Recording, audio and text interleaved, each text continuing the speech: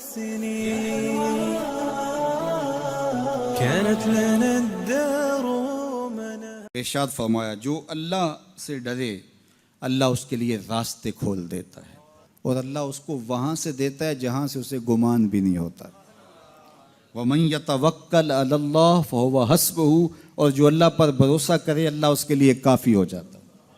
اس کی ضروریات کا وہ خود کفیل ہوتا ہے اور اس کے کام اس کے ذمہ کرم پہ ہوتے ہیں. کو ہو کے دیکھے اس کا.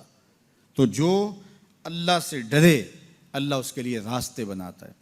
حضرت عوف بن مالک رضی اللہ تعالی عنہ الاشجعی حضور کی خدمت میں حاضر ہوئے اور عرض گزار ہوئے کہ میرا بیٹا سالم مشرکین کی قید میں ہے اور میں فاقوں کی حالت میں ہوں.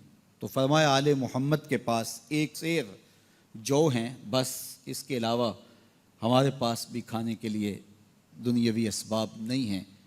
کہا صبر کرو اور اللہ سے ڈرو اور لا حول ولا قوت الا باللہ کثرت کے ساتھ پڑھو. یہ ایسا وظیفہ ہے، ایک حدیث پاک میں آتا ہے کہ یہ 99 بیماریوں کا علاج ہے. اس میں سب سے کم درجے کی بیماری ہم اور غم ہے. یہ دکھوں کا مداوع ہے، مشکلات کا علاج ہے، اور یہ وظیفہ میرے حضور نے بتایا. حضرت ابو ذر غفاری رضی اللہ تعالیٰ عنہ کو حضور نے 5 چیزیں بتائی تھیں. ان میں سے 5ویں چیز یہ تھی کہ ابو ذر کثرت کے ساتھ لا حول ولا قوت الا باللہ پڑھا کرو. فرمایا عرش الہی کے نیچے ایک خاص خزانہ ہے، یہ وظیفہ وہاں سے آیا ہے. یہ زندگی میں معمول بنا لو. جب پھنس جاؤ، مشکلات میں آ جاؤ تو لا حول ولا قوت الا باللہ پڑھو، اللہ راستے کھولے گا.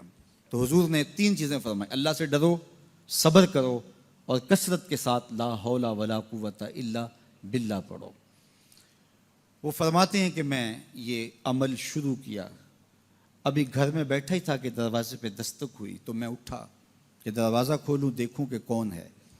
تو دروازہ کھولا، دیکھا میرا بیٹا کھڑا ہے اور اس کے پیچھے 100 اونٹ کھڑے ہیں. تو میں نے کہا کہ تم اور یہ اونٹ؟ کہا مجھے موقع لگ گیا، میں ان کی قید سے بھاگ آیا اور آتے آتے ان کے 100 اونٹ بھی ہانک لایا ہوں.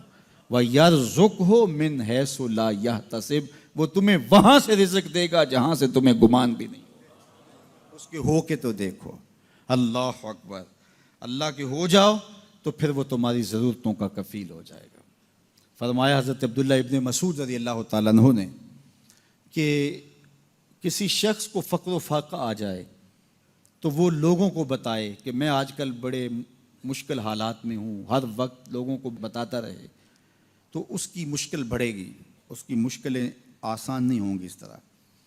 اور اگر وہ اپنی اس مشکل کو کسی سے شیئر نہ کرے بلکہ مصلی بچھا کے اپنے رب سے کہے کہ مالک فقر و فاقہ آ گیا ہے اور اس کا علاج تیرے پاس ہے، اس مرض کا مداوع تیرے پاس ہے. تو حضرت عبداللہ ابن مسعود فرماتے ہیں کہ رسول کریم نے فرمایا جلد یا بدیر اللہ اس کو مالا مال فرما دے گا. یہ بھی کبھی کر کے دیکھو. مشکل آ جائے، فاقہ آ جائے، مصیبت آ جائے، کسی سے نہ کہو، صرف اپنے رب سے کہو، پھر دیکھنا اس کی کرم نوازیوں کا می کیسے برستا ہے. فرمایا اللہ پر بھروسہ کرنے کا جو حق ہے اگر وہ تم ادا کر دو وہ تمہیں ایسے رزق عطا کرے جیسے پرندوں کو عطا کرتا. ہم تو دکان پہ جانا ہوتا ہے، فیکٹری میں جانا ہوتا ہے، ہم اپنے کاروبار پہ جانا ہوتا ہے، نوکری پہ جانا ہوتا ہے، مزدوری پہ جانا ہوتا ہے، ہمیں پتہ ہے کہاں آج صبح جانا ہے. لیکن پرندوں کو کوئی پتہ نہیں ہوتا کہاں جانا ہے، راس المال بھی نہیں ہوتا، لیکن صبح نکلتے ہیں، شام کو کبھی بھی خالی پیٹ نہیں آئے. بن توکل پنچھی اڑ دے، خرچ نہ پلے زیرا ہو. گھر سے خالی پیٹ نکلتے ہیں، جب واپس آتے ہیں تو پیٹ بھرے ہوئے ہوتے ہیں، اور پھر جو ان کی ضرورت ہوتی ہے اللہ وہ ساری ضرورتیں پوری کرتا ہے، جو ضرورت ان کی ہوتی ہے. یہ شیر کتنا گوشت کھاتا ہے اللہ روز اسے دیتا ہے. یہ ہنس روزانہ سچے موتی کھاتے ہیں، اور آپ مارکیٹ میں لینے جائیں لاکھوں روپے لگا کے تولے ماشے کے حساب سے آپ خریدتے ہیں، پھر بھی آپ کو یقین نہیں ہوتا کہ یہ سچے ہیں یا 2 نمبر ہیں. اور ہنس دنیا پہ کروڑوں جانور پائے جاتے ہیں، روز کھاتے ہیں، صبح بھی، شام بھی، دوپہر بھی، پیٹ بھر کے کھاتے ہیں، اللہ روز انہیں عطا کرتا ہے. کہا اس پہ بھروسہ تو کر کے دیکھو، وہ تمہاری ضرورتوں کا کفیل ہوگا. اس پہ بھروسہ کرو گے وہ تمہیں وہاں سے دے گا جہاں تجھے گمان بھی نہیں ہوگا.